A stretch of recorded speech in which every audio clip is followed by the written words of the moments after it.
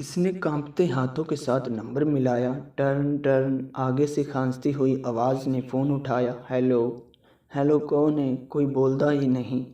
اس نے کال ڈراپ کر دی۔ پھر چند لمحے بعد پھر ہمت کر کے کال ملائی۔ پھر اسی آواز نے فون اٹھایا۔ ہیلو، کون ہے؟ ہمت کر کے ڈرتے ڈرتے ہیلو کیا۔ آگے ایک دم سے آواز آئی، نازی پتر تم؟ کیا حال ہے پتر؟ تو ہمیں چھوڑ کر کیوں چلے گئی پتر؟ کیوں ماں باپ کی عزت خاک میں ملا دی؟ بھائی تیرے خون کے پیاسے ہوئے ہیں، کہاں ہیں؟ کہاں ہے تم؟ تو ٹھیک تے ہیں نا پتر؟ کتھے ہاں تو؟ نازی کا رو رو کر برا حال تھا، کچھ نہ بولی۔ اس کی ماں بولتی چلی گئی، پوچھتی چلی گئی، لیکن نازی جیسے بے سد کھڑی رہی، جیسے سکتے میں ہو۔ پھر اماں کی طرف سے سوال ہوا، پتر تو ہے کہاں؟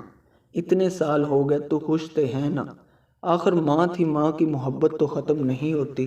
نازی صرف اتنا بولی، ہاں امی، میں بالکل خوش ہوں۔ اتنے میں دروازے سے نازی کا شوہر گھر میں داخل ہوا۔ نازی نے گھبراتے ہوئے فون بند کیا اور ڈر سی گئی۔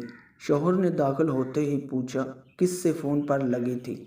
میری غیر حاضری میں تم دوسرے مردوں سے گپیں لگاتی ہو؟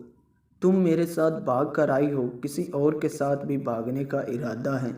مطلب بے اعتباری عورت، گھر سے بھاگی ہوئی لڑکی کو جاں نثار کی والہانہ سچی محبت، اندھے قانون کی لاٹھی، دنیا کے ہر مذہب کی رضا مجبور، والدین کی رضامندی، غیرت مند بھائیوں کا وقتی سمجھوتا، یار دوستوں کی دلی خوشی اور اپنے ضمیر کی آواز کا اطمینان مل بھی جائے، لیکن اسے عزت کبھی بھی نہیں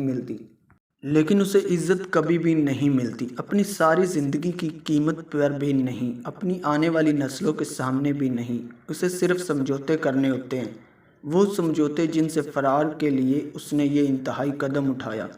زندگی کا یہ گول چکر اسے ساری زندگی گزار کر ہی سمجھ آتا ہے۔ عزت یعنی دنیا میں سب سے قیمتی اور کامیاب شے ہے، جو ہمیں دوسروں کے رویے اور اپنے دل کی آنکھ میں اپنے لیے ہی ملتی ہے۔